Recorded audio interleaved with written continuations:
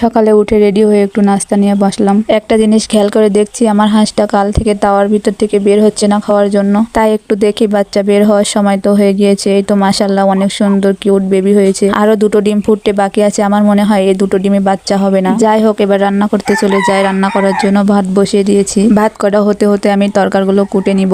আজকে সকালে বরবটি ভাজি করা হবে। আমার বরবটিগুলো কোটা শেষ। চুলার উপরে কড়া বসিয়ে দিলাম। কড়াটা গরম হয়ে গেলে তেল দিয়ে দিব। পরিমাণ মতো তেল দিয়ে তেলটা গরম হয়ে গেলে বরবটিগুলো দিয়ে দিব। এবার পরিমাণ মতো লবণ হলুদ দিয়ে ভালো করে নাড়িয়ে চাড়িয়ে ঢেকে দিব।